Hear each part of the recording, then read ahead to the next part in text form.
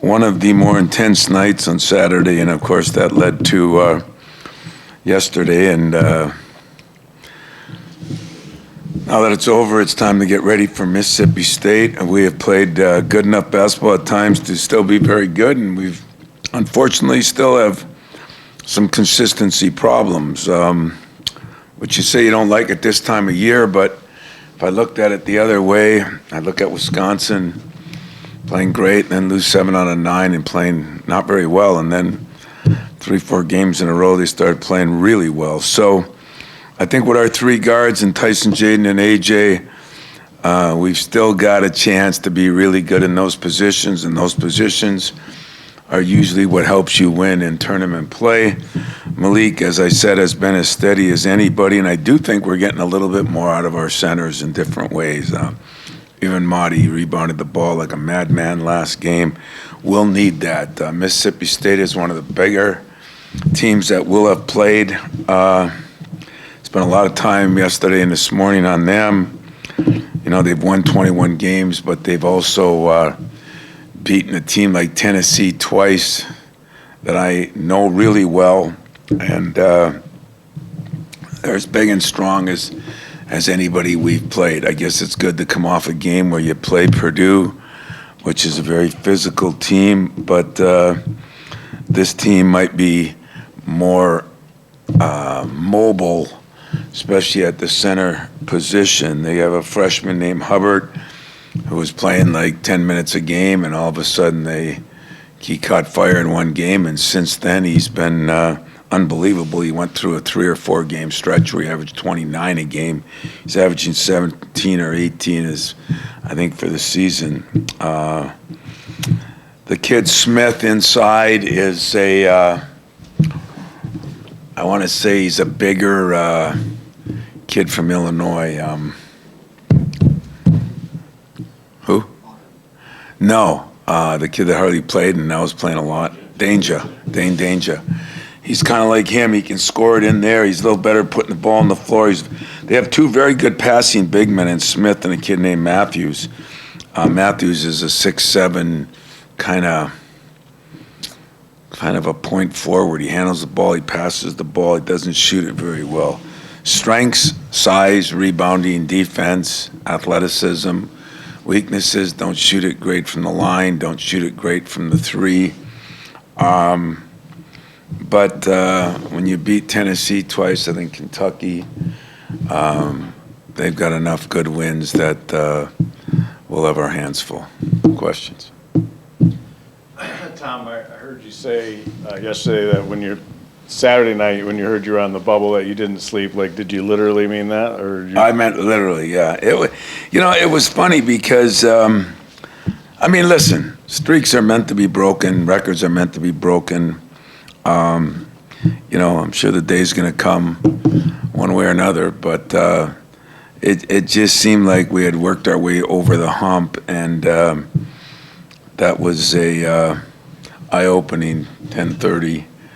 Watching another game, the way it evolved was eye-opening for me, and so it kind of took care of the rest of the night. And can you at all appreciate the streak, and did it all flash before your eyes when you thought it might be gone, but now you're there? Can you enjoy it?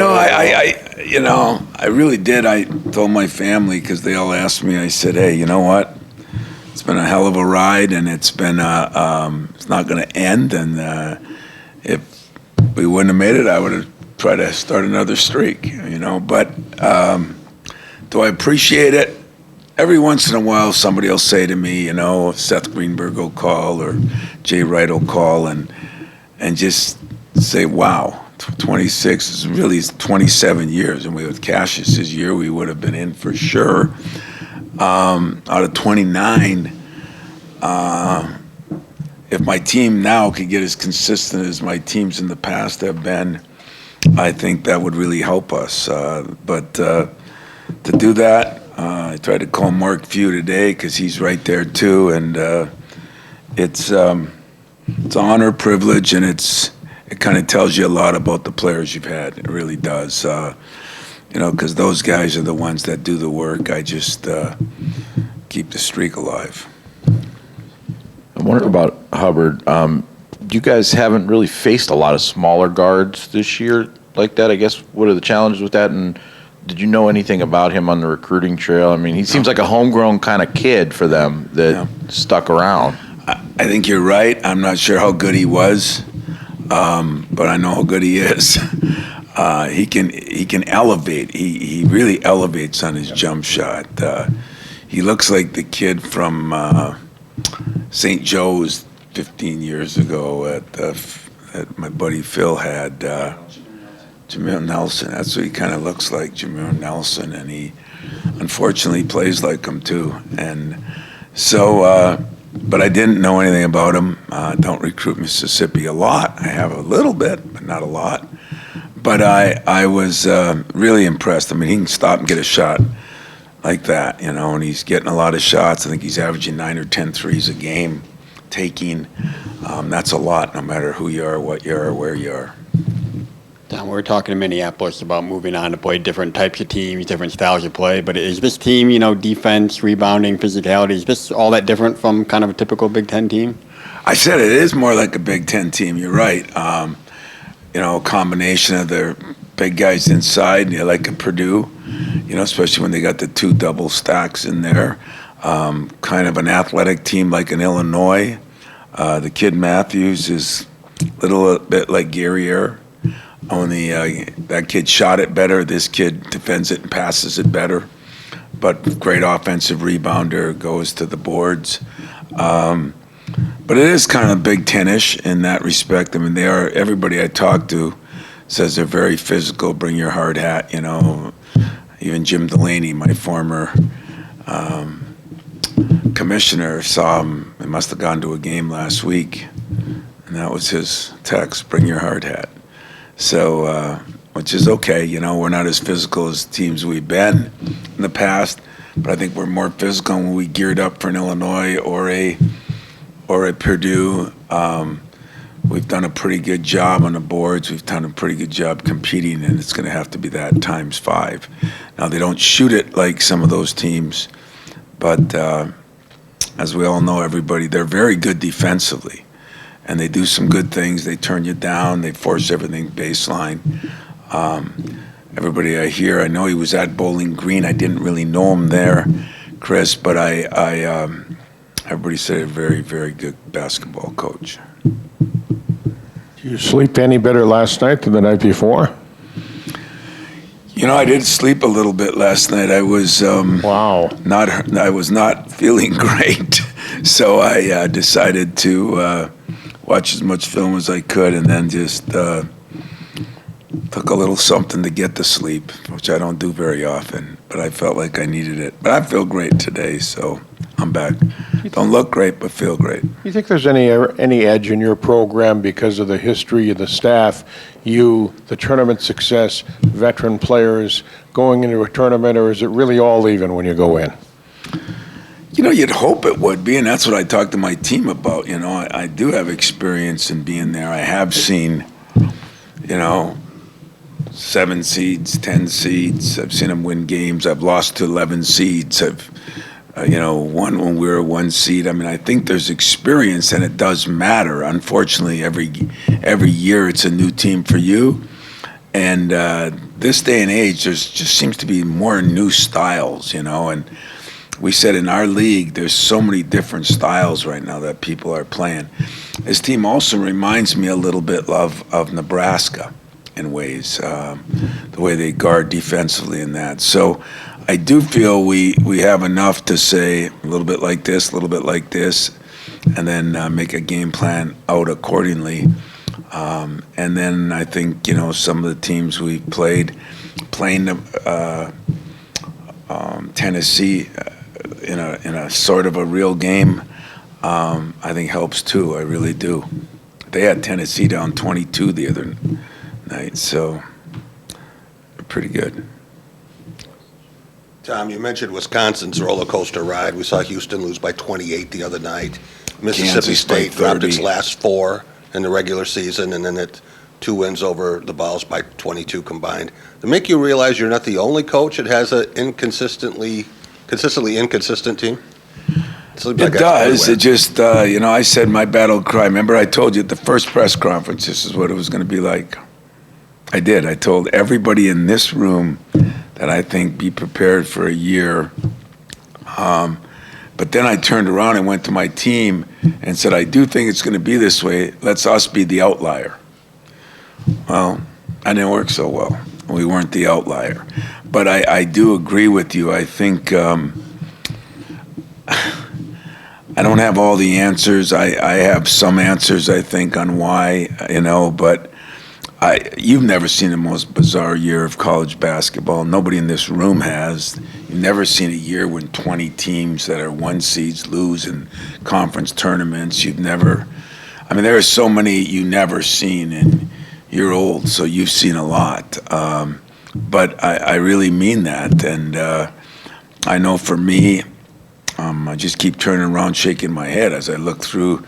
When we got done last night, I looked at the entire bracket, and I could see stuff with each team that I watched some of the Mountain West. I was watching Steve Alford's team at Nevada, and I was watching San Diego State has been so good. Man, they lost a bunch of games late, or a bunch, whatever's relevant to a bunch. So I think, Purdue's been pretty damn consistent. In our league, Illinois decently consistent, but I think there's been a lot of inconsistencies here. The SEC, a lot of inconsistencies. I was surprised a team like Tennessee, and I know Rick really well, and they're solid defensively. They got a bunch of veterans. It's all he's playing is veterans. It's surprising to see that, but it's the name of the game. Do you think those wild swings are just a one-year blip, or is that what we can expect from now on?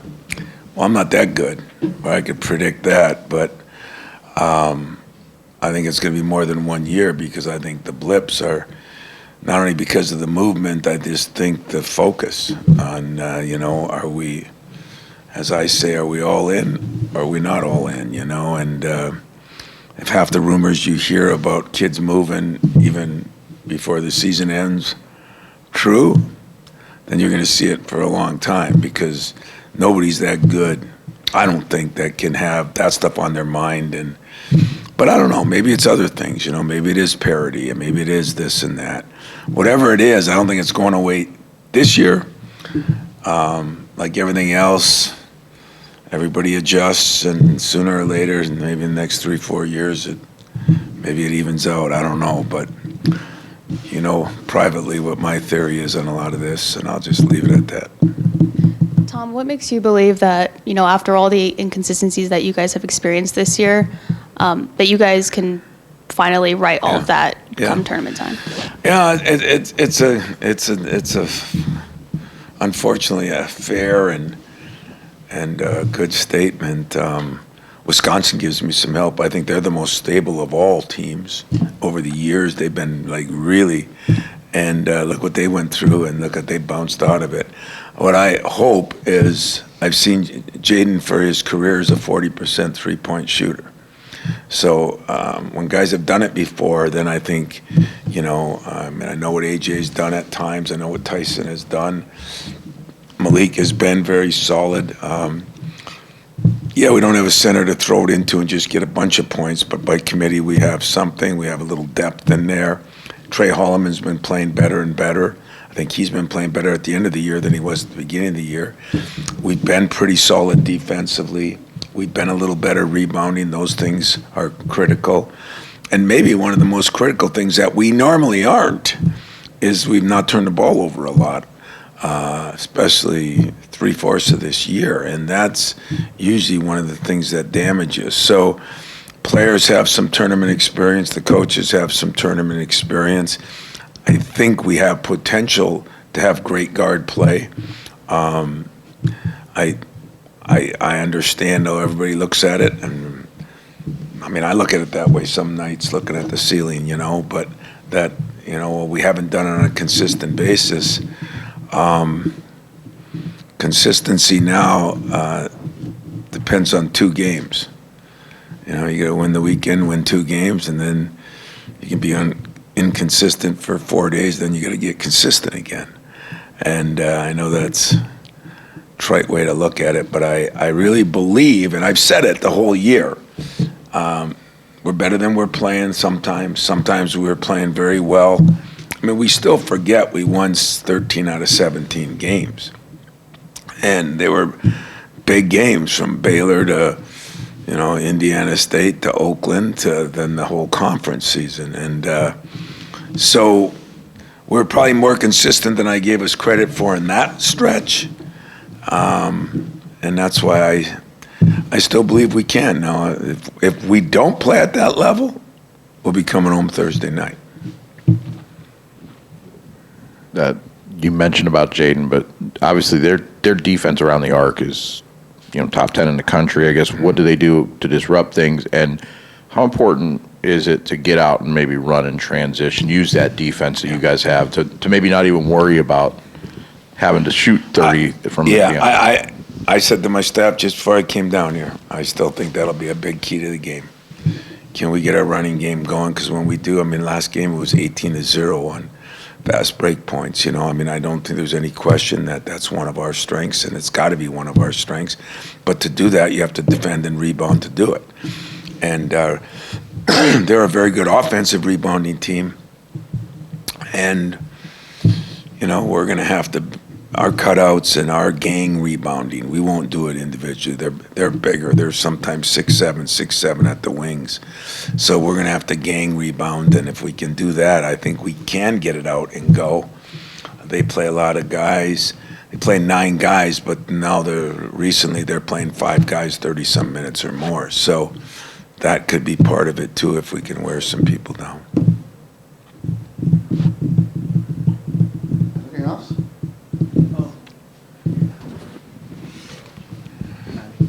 Well, I was just going to ask about Jaden and Tyson, getting those guys going. I know that it's not like you haven't seen them get hot before, but is there anything other than just trying to keep their confidence high and tell them to keep shooting? I could never do anything with Jaden. He lives in here, Jaden's the guy, if there's any guy after the Jaden doesn't show a lot of emotion after the Purdue game. I never seen him so emotional, and I said, "What's the matter?" And he gave one of the great comments that you hope all players give, and he says, "I'm letting the team down." Well, that's pretty cool that a guy that's a junior that has already done some things would feel that way. And I said, "You just keep doing what you're doing. Getting confidence." I don't know how you give somebody confidence. If there's a shot that'll give it to him, or a pill, sign me up. But unfortunately, there's not. And but he works. Tyson. I don't know why to me, he's passed up some shots, and he takes stuff off the dribble, and I think he's got to look to shoot it more. He's a pretty confident kid. So I would hope that he'd take more immediate shots instead of the ones where he's dribbling back and forth, and that's what him and I have talked about. But I know after our meeting last night, he was in here shooting. I think guys are excited to be part of the tournament. I think they realize where they are. I think they, we like our draw because we're not too far. We didn't have to go time zones and all that. And don't know anything about Mississippi State. Know a lot now, but didn't know anything about them. And that's okay, too, because it's nice to play somebody different, especially when you've gone through a year like we have. So confidence, they're going to have to get their own. I'm going to have to help them. Hopefully we can get off to a good start. But they both done it before. I guess that's the confidence I have in them. They both have done it before. Jaden for 3 years. The percentage he shot, and I think Tyson last year was in the high 40s. So, that's all you can rely on, and that's all you can ask. If they weren't working on their game, I could ask a lot more. But in Tyson's case, he works on it. In Jaden's case, he lives it. And I respect and appreciate that greatly about Jaden. Yeah, Yeah, Tom, Chris asked a minute ago about what they do defensively against the three. If you could answer that part of the question, too. What do they do to get out? Yeah, they do put a lot of pressure on, and they're big sometimes. They got the little guard in Hubbard, but after that, they're playing a lot of guys, and they switch. They're 6'7". They force baseline. They try to trap you there. They don't let you. They get after it, and they got a center in there that's big and agile and mobile, and he can, he's 6'11", he's 260, but he can move.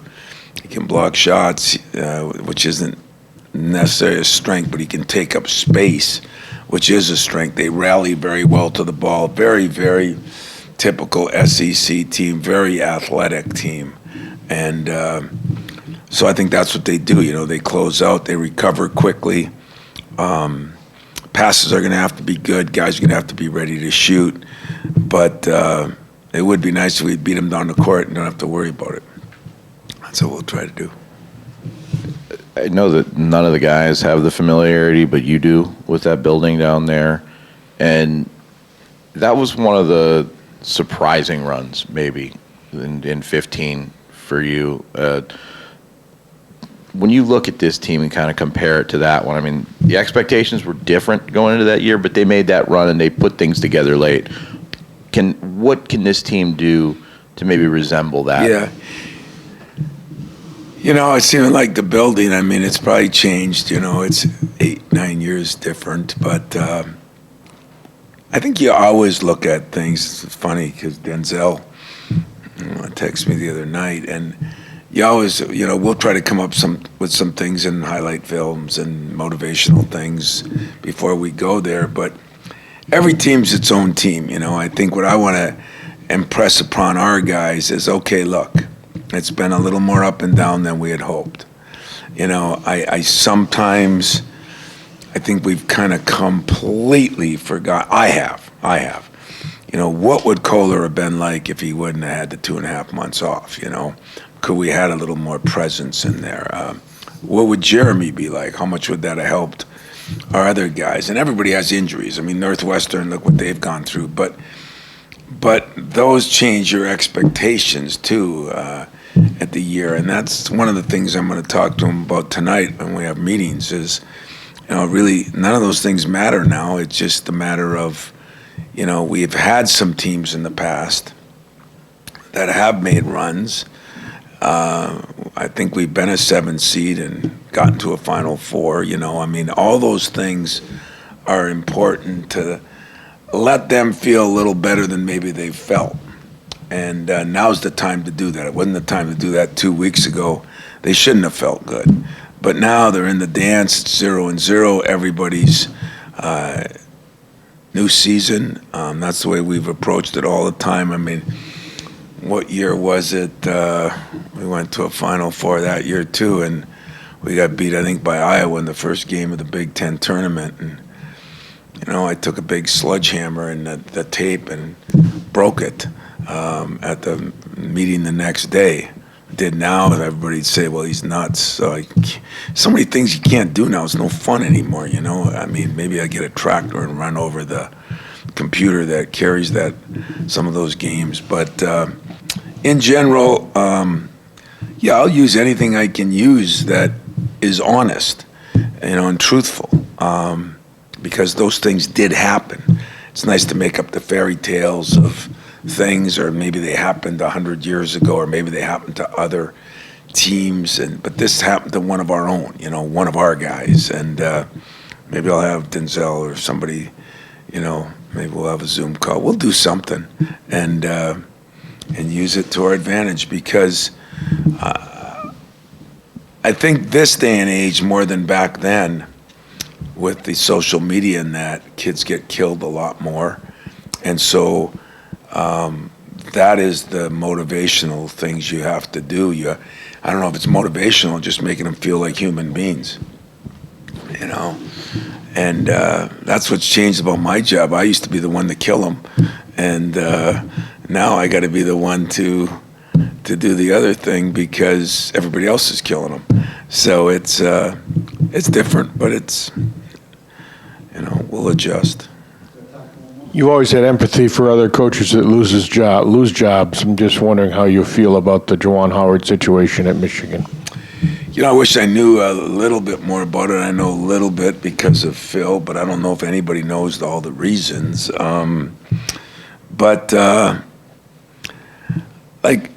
Having gone through what I went through 6-7 years ago, I don't wish anything on anybody.